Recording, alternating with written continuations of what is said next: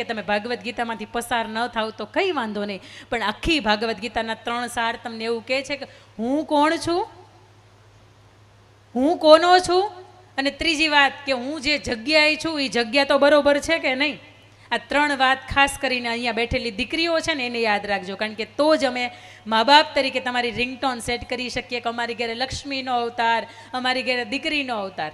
આજથી જ્યારે 1857ની અંદર તમે જાઓ તો ત્યાં પણ અંગ્રેજની અંદર, અંગ્રેજ સરકારની અંદર એક દીકરી હતી, એની નજર અંગ્રેજની એની ઉપર નજર પડે છે અને દીકરીનું ખાલી બાવડું પકડ્યું હોય, એટલે દીકરી ઘરે આવે ને એને બાપુને એમ કે બાપુ હવે મારાથી જીવાશે નહીં.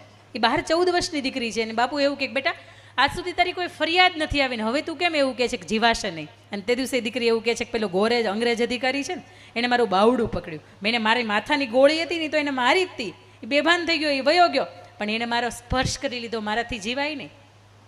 તમારી પાસે બાપુ 2 ઓપ્શન છે, કાં તો મને તમે ઝેરનો કટોરો પાવ મને મારી નાખો, અને કાં તો તમે મારા સગપણ જેની સાથે નક્કી કરી નાખ્યા છે એને તમે સંદેશો મોકલાવો કે એ વ્યક્તિ ત્યાં જાય, એ ગોરા અંગ્રેજ અધિકારીને મારે, એના લોહીની અંદર ચૂંદડી ડૂબોડે અને પછી મને ઓઢાડે. સાહેબ આ ઇતિહાસ સાક્ષી છે કે એ ગોરા અંગ્રેજ અધિકારીને પેલા 17-18 વર્ષના જેના સાથે એને સગપણ થયા હતા એ છોકરાએ એને માર્યો, એના લોહીની અંદર ચૂંદડી ડૂબોડી અને પછી આ દીકરીને ભરમંડપની અંદર ઓઢાડે છે. મારે તમને અહીંયા એ પૂછવું છે કે બહાર 14 વર્ષની દીકરીને ખબર પડતી હતી કે કોઈ પારકો પુરુષ મારી સામે અવળી નજર કરે, મને કોઈ સ્પર્શ કરે તો મારાથી જીવાય નહીં, તો આજ 22-25 વર્ષની દીકરીને ન ખબર પડે? પડે ને? હા, પણ પપ્પાની કેપેસિટી એને ઝૂડિયોના કપડાં પહેરાવે એટલી હોય અને બેનના અભરકા ઝારા બ્રાન્ડ સુધી પહોંચવાના હોય. પપ્પાની કેપેસિટી એને વિવો કે સેમસંગ લઈ દે આટલી હોય અને બેનની અંદરથી એવું થતું હોય કે મારે એપલનો 3 કેમેરાવાળો ફોન જોઈએ છે. સાહેબ આ સમાજની ભૌતિક વ્યવસ્થાઓ આજ છે ને આવતીકાલે નથી, પણ તમારી અંદરનું સત્વ છે ને એ તમને ઉજળા રાખે છે. ઘણી વખત તમને એમ થાય કે મેકઅપ કર્યો હોય તો જ ઉજળા લાગીએ, નહીં, મેકઅપ તો તમને 8-10 કલાક ઉજળા રાખે, પછી તમારી જે સ્કિન હોય ને એ કાળી થઈ જાય, પણ તમારું અંદરનું ઉજળાપણું છે ને તમારું ચરિત્ર, તમારું સત્વ બોલે છે. એટલે આ પંચાનિકા મહોત્સવ છે, તમે એનું અહીંયા ઉપસ્થિત થયા છીએ. મહિલા સત્રની અંદર જ્યારે દીકરીઓ વિશે વાત કરી રહી છું ત્યારે અહીંયાથી એક વાત લઈને જજો કે મારા પરિવારની વિરુદ્ધમાં બોલનારો વ્યક્તિ હોય ને એને ગમે એમ કરીને પાછો પાડી દેવાય, એને ગમે એમ કરીને એનાથી તમારે રસ્તો બદલી નખાય, પણ પરિવારની વિરુદ્ધમાં બોલતો હોય આની સાથે સંસાર ન મંડાય. આ વાત દીકરીઓની મેં તમને કરી. એના પછીની બીજી વાત એટલે બહેન. એવું કહેવાય કે બદલે ઇસ સંસાર બદલે ઇસ દુનિયા, ઇસ દુનિયા મેં અમર રહે સિર્ફ ભાઈ બહેન કા પ્યાર. કારણ કે બહેન છે ને એને પણ પૂજનીય અને વંદનીય કીધી છે એટલા માટે કે જ્યારે એ પરણીને આંગણેથી જતી હોય ને 10-10 આંગળીઓના કંકુમાં બોળીને થાપા આપતી જતી હોય ને ત્યારે સાહેબ એ તમને કહેતી હોય કે ભાઈ ભવિષ્યમાં ભાઈઓ ભાગે કદાચ ભાગલા પડે અને મારો પણ ભાગ છે ને આ બાપની મિલકતની અંદર લાગે, પણ 10-10 આંગળીઓના થાપા તને હું એટલા માટે દેતી જાઉં છું કે મારા એમાંથી એક પણ આંગળીઓને નિશાન જોતો હોય ને તો તું એમાંથી લઈ લેજે, પણ મારી પાસે તું સિગ્નેચર કરાવવા માટે ન આવતો, કારણ કે આજ સુધી હું અહીંયા જે ઉછરી ને એમાં જ તારો આભાર, અહીંયાથી હવે ત્યાં જાઉં છું પછી મારે અહીંયાનું કંઈ ન જોઈએ. આ બેન છે એક નાનકડો એવો સૂતરનો તાળનો બાંધે અને હંમેશા ઓવાણા લઈને એવું કહેતી હોય કે મારા વીરા તારું અભરે ભરાય, અને તે દિવસે એ બેનને ખરેખર અર્થના અંદર વંદન કરવાનું મન થાય. સુરત મારું જહાંગીરપુરામાં રહેવાનું છે, મારા ઘરની પાછળ એક રિંગ રોડ નીકળે છે, આઉટર રિંગ રોડ, અને એ જ્યારે બનતો હતો ને ત્યારે આસપાસ ઝૂંપડપટ્ટી વિસ્તારની અંદર ઘણી વખત આવા કાર્યક્રમથી મારે લેટ આવવાનું થાય. સાંજે 8-8:30નો સમય હતો, 8:20નો સમય, અને એની અંદર એક 8 વર્ષની દીકરીને મેં જોયું ને એને હોર્ન માર્યું ને મેં કીધું કે બેટા બીક નથી લાગતી, આ કેટલું અંધારું છે, કોઈ આસપાસ છે નહીં. ત્યારે એક કાખની અંદર પોતાના 4 વર્ષના ભાઈને એને તેડ્યો હતો અને એ દીકરી એવું કહે છે કે બેન આસપાસ કોઈ નથી. એટલે મેં એવું પૂછ્યું કે તને ડર નથી લાગતો? અને તે દિવસે મને એવું કહે છે કે ઓલું થોડુંક અંજવાળું દેખાય ને ત્યાં મારી માં બેઠી છે, અમારે ઓઢવા માટે, પહેરવા માટે, ઢાંકવા માટે કે છત નથી, કોઈ વસ્ત્રો નથી, અને માં બેઠી છે ને એને કોઈ રોગની અંદર કોઈ ખંજવાળ નામનો રોગ થયો છે, એટલે એ ખંજવાળે ને એટલે એમાંથી દુર્ગંધ નીકળે અને એમાંથી રસી અને એમાંથી લોહી નીકળે, એટલા માટે મારા પપ્પા અમને છોડીને જતા રહ્યા, નવા લગ્ન કરી નાખ્યા, મારી માં કમાઈ શકે એમ નથી.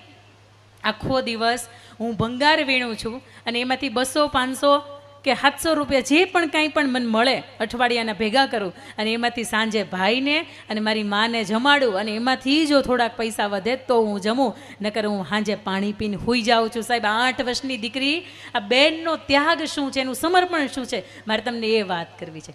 સાંજે નાનકડો ભાઈ હોય એને લઈને આખા વિશ્વની અંદર આટા મારતી હોય, એને ભય ન હોય, કારણ કે એને ખબર છે કે માં રખેવાળી છે ને એ મારું સામું જોતી હશે. ભલે ભાગ્ય હારા નથી લખ્યા, ભલે એક સરસ મજાની ભૌતિક સગવડતાવાળી મને છત નથી આપી, પણ માં અને લક્ષ્મીનારાયણ દેવની કૃપા હોય ને તો જ દીકરીને ખુલ્લા વગડાની અંદર કોઈ અંદરથી ડર ન હોય. બીજી મારે તમને વાત કરવી છે કે બેન કેવી હોય. આની વાત જ્યારે મારે તમને કરવી છે ને ત્યારે ઘણી વખત આ પ્રશ્નો, મામેરાના પ્રશ્નો અત્યારે લગભગ બધા જ ઘરની અંદર આવતા હોય. અત્યારે શિક્ષણના અને માંદગીના પ્રશ્નો નથી ને એટલા મામેરાના પ્રશ્નો છે. એક કુટુંબની અંદર એક નજીકની અંદર પેલો દીકરો પરણે અને ભાઈને ત્યાં સદ્ધરતા એટલે 21 લાખ રૂપિયા રોકડા લઈને એ હુંડલાની અંદર મામેરું ભરવા માટે આવે. એના પણ હું સાક્ષી રહી છું. જિંદગીમાં પહેલી વખત 21 લાખ રૂપિયા રોકડા અને એ મામેરામાં આપતા મેં પહેલી વખત જોયેલા. અને એના પછી પોતાને બીજું જ્યારે પ્રસંગ આવે ત્યારે બીજાની અંદર પણ બેન એવું કે ભાઈ જોજે, પહેલી વખત તું 21 લાખ લઈને ઊભો હતો એટલે આ વખતે થોડીક ઇજ્જત ન જાય, આવું તું થોડુંક કરજે. અને ભાઈને બરાબર મંદી આંબી ગયેલી, બરાબર કોરોના આંબી ગયેલો, બરાબર માંદગી આંબી ગયેલી કે જેના કારણે એની પાસે જે પણ હતું ને બધું વેચાઈ ગયેલું. પોતાના પત્નીએ જે પહેરેલી કાનની બુટીક નાકનો દાણો હતો ને એ પણ ખોટું હતું. તેમ છતાંય બેનનું માન રાખવા માટે 18 લાખ રૂપિયા એ ટોપલામાં ભરીને લાવે છે. સાહેબ 6.5 તોલાનો હાર બનાવીને એના ભાભી એના નણંદને પહેરાવવા માટે લાવે છે. મોઢું હાવ પડી ગયું હોય, કારણ કે 4% વ્યાજે એ પૈસા ગોતા હોય ને બેનનું મામેરું ભરવા માટે આવ્યા હોય. અને તે દિવસે જોગાનું જોગ અમે એ પ્રસંગની અંદર ઉપસ્થિત, અમને ખબર આ વાતની કે મામેરું આવી રીતે ભરાય છે, પણ ક્યાંક શરમ સમાજની એને લાગતી હોય એટલા માટે ભાઈને 4% લાખે ક્યાંકથી ગોતવા પડતા હોય. પણ એ સમાજની વચ્ચે જ્યારે મામેરું ભરાતું હોય, એક બાજુ દીકરીના કન્યાદાનનો અવસર આવતો હોય અને ત્યારે એ ભાઈ, જે ભાઈ હતા એનું મને કહેવાનું કે બેન અહીંયા ઉપસ્થિત છો તો દીકરીનો પ્રસંગ છે, 2 શબ્દ બોલો. અને તે દિવસે એમ કહેવાય કે જોતું તું ને ઢાળ મળી ગયો, દોડવું તું ને ઢાળ મળી ગયો, કે મેં મંચ ઉપરથી એટલું કીધું તું બેન પહેલી વખત 21 લાખ રૂપિયાનું મામેરું હતું, કારણ કે દેવાવાળા ને લેવાવાળા બે સદ્ધર હતા. આ બીજી વખત 18 લાખનું આવ્યું છે. બની શકે ને કે ભાઈની ઉપર થોડોક ભાર લાગ્યો હોય, ભાઈની કદાચ પરિસ્થિતિ બરોબર ન હોય. આવો ને આપણે એથી બેન એવો પ્રયત્ન કરીએ કે આ મામેરું છે ને એની અંદરથી 125 રૂપિયા કે 100 રૂપિયા, 101 રૂપિયા કે 111 રૂપિયા આપણે લઈ લઈ અને જે તમારા ભાભી બા હાર લઈ આવે છે ને 6.5 તોલાનું, એના ડોકની અંદર હાવ ખાલો ડોક છે. આવો ને તમે આના હાર છે ને એને તમે પહેરાવી દો અને કદાચ બનીએ કે આ ભાઈ ઉપર આપણે ભાર ઓછો કરીએ. અને તે દિવસે બેન રડતા આંખે એ શ્રીફળની સાથે 111 રૂપિયાને લીધા અને બાકી 18 લાખ રૂપિયાનો ટોપલો એ ભાઈને આપ્યો ને તે દિવસે સાહેબ આખા જેટલા પણ પ્રસંગની અંદર જેટલા પણ ઉપસ્થિત હતા ને કન્યા વિદાયમાં નહોતા રડ્યા ને એટલા એ સમયમાં એ પ્રસંગની અંદર રડ્યા હતા. કારણ કે ભાઈ અને બેનને એક જ પ્રસંગ એવો છે કે જે દૂર કરી નાખે, વર્ષોથી અબોલા કરી નાખે, અને એ છે મામેરાનો પ્રસંગ. કારણ કે ભાઈ એકનો એક હોય, બેનું 3-4 હોય અને એના બધાયના પ્રસંગ હાચવવાની અંદર ભાઈની ભેણી ભાંગી ગઈ હોય ને તોય તે એને સિમેન્ટ કે પ્લાસ્ટર કે વાટા પ્લાસ્ટર નથી થતું, એની અંદર એક નાનકડો એવો એક દરવાજો મૂકી દેવો પડે. કારણ કે ભાઈના જીવનની અંદર ભાર ન નાખીએ ને એ બેન સાચી. અને એના પછીનું ત્રીજું પાત્ર એટલે પત્ની. પત્ની પણ વંદનીય છે, એ પણ પૂજનીય છે. અને આજ સુધીમાં તમે શાસ્ત્રોના પાના ખોલો ને તો એની અંદર એક વાત લખી છે, અહલ્યા દ્રૌપદી સીતા તારા મંદોદરી તથા પંચકન્યા સ્મરે નિત્યમ મહાપાતક નાશનમ. અહલ્યા, દ્રૌપદી, સીતા, તારા અને મંદોદરી, આ 5 કન્યાઓ એવી છે કે એવી પતિવ્રતાપણું એણે નિભાવ્યું છે કે એને તમે યાદ કરો તો મહાપાતક નાશનમ, મહાપાપ જે તમારા હાથેથી થયું હોય ને તો એ પણ નાશ પામે. પત્ની આવી હોય, પણ આજના સમયમાં હાર્દિક પંડ્યાને મળીને આવી પણ પત્નીઓ છે. બોલો પત્ની કેવી હોય? હાર્દિક પંડ્યાને મળી એવી પાડો, હા એવી ન હોય. લૂંટેરી દુલ્હન બધું લઈને વહી જાય અને પછી કે તમે કોણ ને હું કોણ. પત્ની તો સાહેબ એવી હોય કે જ્યારે પુરુષના જીવનની અંદર ચડતી પડતીનો સમય આવે, એના જીવનની અંદર પણ 25 તારીખે હપ્તા ગોતવાના ન ભેગા થતા હોય તે દિવસે સ્ત્રી એવું કહેતી હોય કંઈ વાંધો નહીં, ચિંતા ન કરો. જેમ જ્યારે નોટબંધી થઈ અને મેં હાચવી રાખ્યા હતા અને એમાંથી જે ઘર આવેલું હતું, આવી મારી પાસે નાની નાની તમે જ આપેલી રકમ છે એ પડી છે, અથવા તો મારી પોતાની જાતે કમાયેલી રકમ છે ને એ પડી છે, તમે ચિંતા ન કરો. આ મંદીના સમયમાંથી જ્યારે પસાર આખું વિશ્વ થઈ રહ્યું છે, મેં ગુજરાત કરીને ખાસ આપણો પ્રદેશ આ મંદીમાંથી પસાર થઈ રહ્યું છે, ત્યારે તમે ચિંતા ન કરો. આ ગળામાં પહેરેલું 5 તોલા મંગળસૂત્ર છે ને એ તમારા જ નામનું છે. તમે નહીં હોય તો કોના નામનું પહેરશું? કદાચ એને પણ જો તમારી જરૂર પડે ને તો તમે એને બેંકના લોકરમાં મૂકી આવો, પણ અત્યારે તમારો સાથ આપવો, તમારો હોંકારો દેવો ને એ મારી પહેલી ફરજ છે સાહેબ. તમારે માંગણે જો ઘરની સ્ત્રી, ઘરની વહુવારું પત્ની આવી હોય ને તો એને પત્નીનો દરજ્જો આપી શકાય. બાકી પત્ની બપોરથી 2 થી 5ની રીલ્સ જોઈ જોઈને એવું કહેતી હોય કે અહીંયા સારું મળે ને અહીંયા સસ્તું મળે, એની અંદર એના 2 હાથ ભેગા નથી થતા. અને બીજું ખાસ મારે તમને કહેવું છે કે એ મારા વહાલા ભાઈઓ, એને એમ થાય કે મહિલા ઉત્કર્ષની અંદર અમારું કેમ ન કીધું, પણ એ હારે છે, થાકે છે અને નિરાંતનો શ્વાસ લેવા માટે આવે છે ને. દુનિયાથી થાકેલા હોય ને ઘેર આવે, પણ બોલો ઘેરેથી થાકેલા હોય ક્યાં જાય? પછી પાનના ગલ્લે જાય ને આપણને પોસાય નહીં. એટલે આ પુરુષને હસતો રાખવો, એને ખીલતો રાખવો, એને ખુલતો રાખવો, એ થાકે નહીં ને બસ એવો પ્રયત્ન રાખવો. એક પત્ની તરીકે જો તે તમારો સાથ હોય, સહકાર હોય ને તો જ એ આગળ જઈ શકે. એક નાનકડો મારે પત્ની કેવી હોય ને એની વાતની અહીંયાથી પ્રસ્તુતિ કરવી છે કે વાગડ પ્રદેશ, વાગડની વઢિયારણ સાસુ દોયેલી, આવો શબ્દ તમે મેં સાંભળ્યો છે. આ ગીત આપણે સાંભળ્યું છે લોક સાહિત્યની ભાષામાં. એક દીકરી છે એ પરણીને સાસરે આવે, સાસરો જ્યારે આવે ત્યારે 8-10 મહિનાનો પોતાનો ભાઈ હોય, એ નાનકડો હોય, અને જ્યારે સાસરે આવે પછી સાસુબા એટલા બધા કંટા મળ્યા હોય કે સાસુબા એના પિયરની અંદર જવા ન દે. અને દીકરી ઘણી વખત 2-4 વખત એવું કે મારા ભાઈને રમાડવા માટે જવું છે પણ જવા ન દે. દીકરીના બાપુ છે એ નાનેથી જ એક્સપાયર થઈ ગયા હોય, પોતાનો ભાઈ નાનો હોય ને મા અને એનો દીકરો છે એ 2 ઘરમાં રહેતા હોય. એવું કહેવાય કે ઉદરે રહેતા બાપ ગયો અને મરણ તામુઈ માં ઘણ વીતશે હજી ઘણાય પડશે ઘા.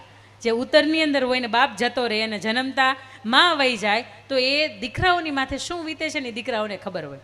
પણ એ ભાઈ થોડો થોડો કરતો મોટો થાય, 18-20 વર્ષનો થાય ને એની માં એવું કે હવે આ બેન આ ગામની અંદર સાસરે છે, તું ભાઈ એમ કર તું ત્યાં જા અને બેનને તેડું કરી લાવ ને એને કહે છે કે મારા લગ્ન આવ્યા છે ને હવે તારે આવવું પડશે.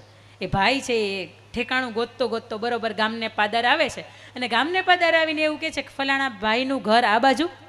અને દીકરી છે પોતાના દેરાણી જેઠાણી, પોતાના નણંદબાની સાથે એ પાણી ભરવા માટે ગઈ હોય. હળવેકથી જુએ છે કે તો ક્યાંક મને મારો પોતીકો અવાજ લાગે છે. આ સાસરિયાની અંદર પોતીકો અવાજ કોનો હોઈ શકે? હળવેકથી પોતાની લાજ ખોલીને જુએ છે તો એનો ચહેરો, એના ચહેરાની નમણાશ, એનો બોલીનો પડકારો આ બધો જ ક્યાંક પોતાના મા બાપ જેવો લાગે છે. એટલે એને પૂછે છે કે ભાઈ તારું નામ શું, તારું ગામ શું? બરોબર એને નામ ને ગામનું ઠેકાણું આપે છે. એટલે એના નણંદબા સાથે હોય એને એવું કે અમારો ભાઈ છે, એને આપણું ઠેકાણું બતાવો. ભાઈ ને બધા જ ઘરે આવે છે. થોડીક વાર થાય છે, આગતા સ્વાગતા પછી એ દીકરી છે, દીકરાની વહુ છે, એ સાસુબાને એવું કહે છે કે બા મારો ભાઈ વર્ષો પછી આવ્યો છે, હું એને મળી શકું? અને ત્યારે સાસુબાની લાજ કાઢવી પડતી. તમે હું અત્યારે એટલે જેમ છે કે કપડાં બપડા ચેન્જ કરીને ઊંચી હિલની સેન્ડલ પહેરીને પર્સ બર્સ લઈને જેમ ત્યારે નીકળી પડીએ છીએ ને મમ્મીને એમ કહી છે ને કે હા જેમ જમીને આવીશું આવું ન હાલતું. આ જ ઈદ પ્રદેશ છે કે સાસુબાને કહીને જવું પડતું કે રજા લઈને જવી પડતી એની. અને ત્યારે સાસુબાને એવું કહે છે કે થોડીક વાર માટે એની સાથે હું બેસું. સાસુબા રજા આપે છે, પોતે ભાઈ બહેન બેસીને વાતો કરતા હોય. ભાઈ એવું પૂછે કે બેન આ 20-20 વર્ષનો સમય થઈ ગયો, તને ક્યારેય તારા ભાઈની યાદ ન આવી? તને ક્યારેય એમ ન થયું કે મારી માને મળવા માટે જવું છે? અને ત્યારે હજી તો દીકરી એવું કહેતી હોય કે ભાઈ યાદ ઘણી વખત આવે, પણ અંદરના કામની અંદર, આ વાહિદાની અંદર, આ ઢોર ઢાખરની અંદર, આ વ્યવસ્થાની અંદર હું એટલી બધી પોરવાઈ ગઈ છું કે અહીંથી મને હવે સમય નથી મળતો. અને ત્યારે ભાઈ એવું કહે છે કે બેન તારા જીવનની અંદર દુઃખ છે, આવું તો તું કે, હું તારો ભાઈ છું અને આજ સુધી તને નથી મળ્યો પણ હવે તો તારી આંખો હું ઓળખી શકું છું. અને તે દિવસે દીકરી હજી તો કાંઈ બોલે, એમ કહેવાય કે પાછળથી નણંદ છે ને એના સાંભળતા હોય. અને ઘરના નણંદ એટલે ઘરના સીઆઈડી કહેવાય.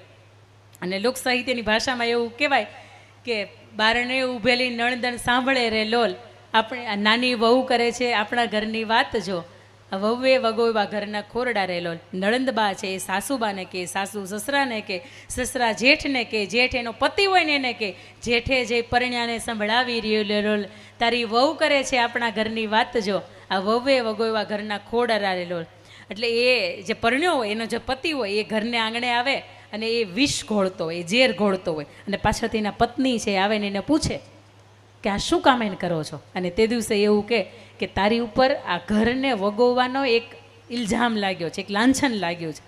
મને નથી ખબર આમાં સાચું કોણ છે ને ખોટું કોણ છે, કારણ કે પુરુષનું કામ સેન્ડવિચ તરીકેનું થઈ જાય, ન પત્નીનો થઈ શકે કે નહીં માતાનો થઈ શકે. અને ત્યારે એ પુરુષ છે એવું કહેતો હોય કાં તો તું જીવીશ અને કાં તો હું જીવીશ, બેને હવે સાથે નહીં જીવાય. અને તે દિવસે દીકરી એવું કહે છે કે લાવો એ ઝેરનો કટોળો મને આપી દો, કારણ કે આ ઘરને હું દીકરા દેવા માટે આવી છું, આ ઘરના દીકરા લેવા માટે નથી આવી. અને તે દિવસે એ દીકરાની વહુ છે ઝેરનો કટોરો પી જાય છે અને પોતાનું જે આખું શરીર છે એના પોતાના પરિવારની અંદરથી હોમી દે છે. સાહેબ આ વહુવારું છે. કદાચ તમારો વાંક હોય તોય ભલે અને વાંક ન હોય તોય ભલે. તમે જ્ઞાનવત્સલ સ્વામીને જો સાંભળતા હોય તો હંમેશા કહેતા હોય કે તમારી ડબલ માસ્ટર હોય, ડબલ ગ્રેજ્યુએટ હોય, ડબલ પીએચડી હોય, એ તે જ ત્યારે જ કામનું છે કે જ્યારે તમે તમારા વડીલો ઊભા છે, તમારા ઘરના મોભા ઊભા છે, એની સામે તમારો વાંક છે કે નથી એ સમયે ન બોલો, કારણ કે એક તીખું હોય ને ત્યારે બીજું ડબલ તીખું થઈ જાય. પણ જે તે સમય એ પસાર થઈ જવા દો ને બીજે દિવસે એવું કહો બા તમે કહેતા હતા ને આમ નહીં ને આમ હતું.